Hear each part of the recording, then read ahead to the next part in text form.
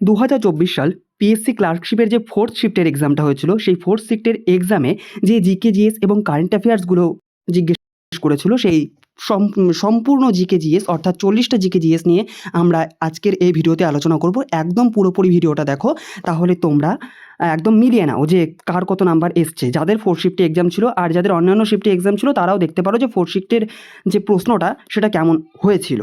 তো প্রথম যে প্রশ্নটা ছিল সেটা হচ্ছে, সবার যেহেতু বুকলেট নাম্বার আলাদা, তো আমার প্রশ্নটাও হয়তো একটু আলাদা হয়েছে, সারিবদ্ধভাবে হয়নি। তো আমি সম্পূর্ণ প্রশ্ন এখানে রাখার চেষ্টা করেছি, তোমরা দেখো।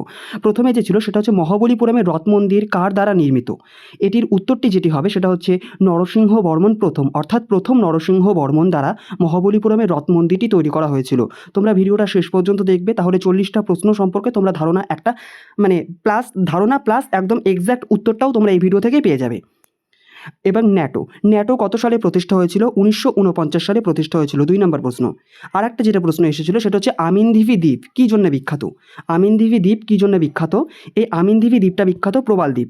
তোমরা যদি লাক্ষাদ্বীপ সম্পর্কে ধারণা থেকে থাকে কারো, তাহলে সে এই প্রশ্নটা পারবে। আমিনদিভি দ্বীপ কী জন্য বিখ্যাত? প্রবাল প্রাচীর বা প্রবাল দ্বীপের জন্য বিখ্যাত। এবার 4 নম্বর যে প্রশ্নটা সেটা হচ্ছে, হরপ্পা সভ্যতার মানুষ কোন ধাতুর ব্যবহার জানতো না? হরপ্পা সভ্যতার মানুষ কোন ধাতুর ব্যবহার জানতো না? এটা লোহা। এখানে আলোচিত প্রশ্নগুলি কিন্তু সবই ফোর্থ শিফটের এক্সামে জিজ্ঞেস করেছিল, ফোর্থ শিফটের। ঠিক আছে? তো তোমরা কেউ কিছু হয়তো কেউ ভেবো না যে আমি প্রশ্নগুলো ক্রিয়েট করছি, না, সবটাই একদম জিজ্ঞেস করেছিল। তো 5 নম্বর প্রশ্নটা, নিম্নের কোনটি অন্য বিকল্পগুলির সঙ্গে বেমানান? এখানে এডমন্ড হিলারি হবে। এখানে এডমন্ড হিলারি হবে, হিলারি ক্লিন্টন নয়, এডমন্ড হিলারি। অপশনে যেই প্রশ্ন অপশনে যেই ব্যক্তিগুলোর নাম ছিল তারা সবাই পর্বতারোহী ছিল, পর্বতারোহী ছিলেন না, একজন মাত্র পর্বতারোহী ছিলেন, আর বাদবাকি যারা ছিলেন মোটামুটি তারা সবাই মহাকাশচারী ছিলেন।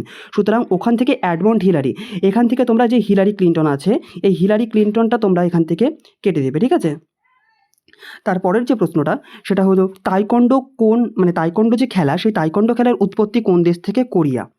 7 নম্বর প্রশ্নটা, 2024 সালের 18তম যে লোকসভা নির্বাচন হলো কিছুদিন আগেই, সেখানে পুনরায় লোকসভার স্পিকার হিসেবে কে নির্বাচিত হলেন?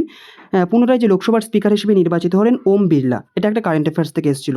আমি তোমাদের মনে করিয়ে রাখি যে 2024 সালের ক্লার্কশিপের ফোর্থ শিফট, অর্থাৎ এই শিফটে টোটাল 11টা মতো কারেন্ট অ্যাফেয়ার্স জিজ্ঞেস করেছিল, যেটা অন্যান্য শিফটের থেকে সবচেয়ে বেশি জিজ্ঞেস করেছিল। তারপরে যে প্রশ্নটা সেটা হচ্ছে, পিইএটি এর সম্পূর্ণ রূপটি কি? পিইএটি এর সম্পূর্ণ রূপটি হচ্ছে people of the ethical treatment of animals. ঠিক আছে? তোমরা সবাই মিলিয়ে নাও কার কত মার্কস উঠছে এই শিফটে। প্রথম ভারতীয় মহিলা হিসেবে অলিম্পিকে জিমন্যাস্টিক বিভাগে অংশগ্রহণ কে করেছিল? দীপা কর্মকার, ত্রিপুরার বাসিন্দা দীপা কর্মকার। এবার কলমকারী চিত্রকলা সম্পর্কিত কোন বিবৃতিটি সঠিক? কলমকারী চিত্রকলা সম্পর্কিত কোন, এখানে একটা বিবৃতি দিয়েছিল, এখানে তোমাকে বিবৃতিটি পড়ে তোমাকে উত্তরটা করতে হচ্ছিল। এখানে অন্ধ্রপ্রদেশ অপশনে ছিল না, কিন্তু আমরা জানি কলমকারী চিত্রকলা সেটা অন্ধ্রপ্রদেশের, কিন্তু অপশনে কোথাও অন্ধ্রপ্রদেশ ছিল না। অপশনটা অনেকটা এরকম ছিল, এটি দক্ষিণত্ব বা দক্ষিণ ভারতের সঙ্গে সম্পর্কিত, এইরকমই অপশন ছিল। তোমরা যদি কেউ পরীক্ষা দিয়ে থাকো এই শিফটে, তোমরা বুঝতে পারবে।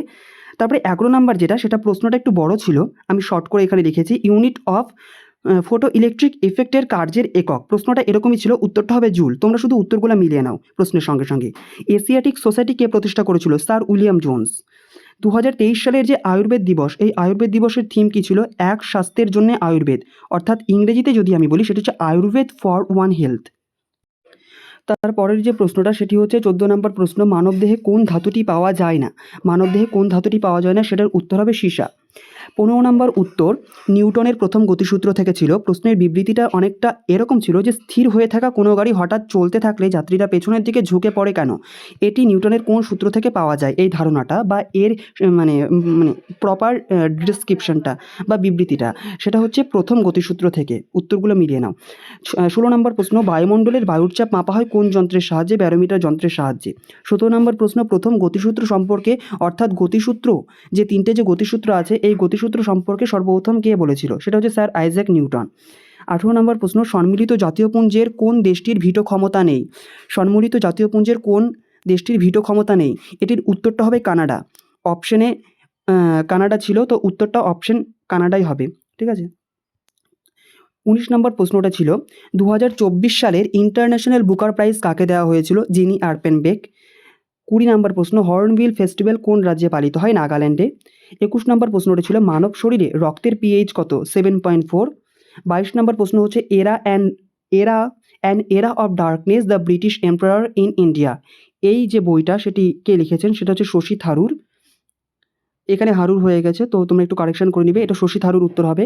23 নাম্বার যে প্রশ্নটা, কত নাম্বার ধারা অনুযায়ী রাষ্ট্রপতি শাসন জারি করা যায়? ঠিক আছে, এটা হচ্ছে 356 নং ধারা অনুযায়ী রাষ্ট্রপতি শাসন জারি করা যায়। তারপরে যে প্রশ্নটা সেটা হচ্ছে মানে ভাসদা ন্যাশনাল পার্ক কোন রাজ্যে অবস্থিত? 24 নাম্বার প্রশ্ন, ভাসদা ন্যাশনাল পার্ক কোন রাজ্যে অবস্থিত? সেইটা হচ্ছে আমাদের গুজরাটে হবে।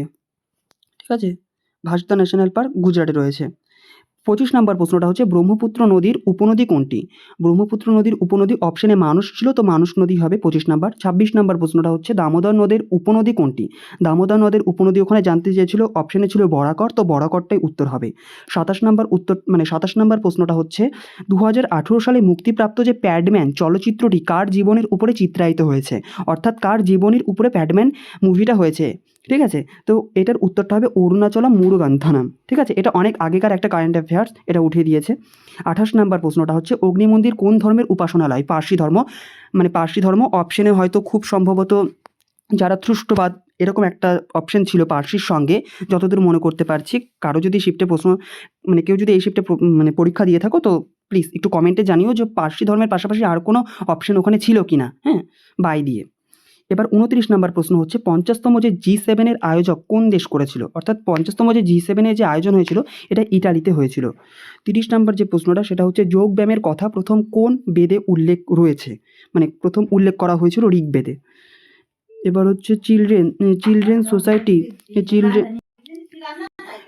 সোসাইটি কত সালে প্রতিষ্ঠা হয়েছিল? 1955 সালে চিলড্রেন সোসাইটি প্রতিষ্ঠা হয়েছিল।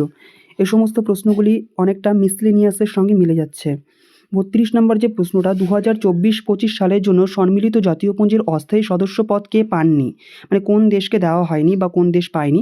অপশনে খুব সম্ভবত শ্রীলঙ্কা ছিল, তো উত্তরটা শ্রীলঙ্কা হওয়ার সম্ভাবনা অনেকটাই। তোমরা একটু কমেন্টে জানিও উত্তরটা তোমরা কী করেছো। 33 নম্বর লুসি মিশন, এটা মিশন হবে, নিশান হয়ে গেছে, একটু কারেকশন করে নেবে। লুসি মিশন পাঠানো হয় কোন বস্তুর পর্যবেক্ষণের জন্য? লুসি মিশন পাঠানো হয় অ্যাস্টেরয়েড বা গ্রহাণুকে পর্যবেক্ষণের জন্য। 34 নম্বর যে প্রশ্নটা গোল্ডেন আউল পুরস্কার দেওয়া হয়েছে কাকে? ভারতকে দেওয়া হয়েছে এবং দিয়েছে হচ্ছে শ্রীলঙ্কা। তো প্রশ্নতে কী ছিল? আশা করছি শ্রীলঙ্কা কোন দেশকে দিয়েছিল, হ্যাঁ, প্রশ্নটা এরকম ছিল, ভারত হবে। 35 নম্বর ফিফার প্রতিষ্ঠাকারী দেশের নাম। ওখানে ফিফার প্রতিষ্ঠাকারী দেশের নাম নাম ছিল না আর কি, যে অনেকটা ছিল যে কোন দেশ এখানে নেই। তো এখানে যারা যারা ছিল প্রতিষ্ঠার সময় যারা যারা ছিল তারা হচ্ছে Switzerland, Sweden, Spain, Netherland, France, Denmark এবং বেলজিয়াম। তা বাদে যে অপশনটা ছিল না, এই কয়টা অপশন এরা প্রতিষ্ঠা করেছে। আর যেটা ছিল না অর্থাৎ ওখানে না জানতে চেয়েছিল, তো ওইটাই উত্তর হবে। ঠিক আছে, এবার চেকমেট শব্দের অর্থ কী? চেকমেট শব্দের অর্থ হচ্ছে রাজা অসহায়। আর একটা বুক অ্যান্ড অথার্স থেকে ছিল যে এ হবসন রচিত বইয়ের নাম কি? এই বইটাই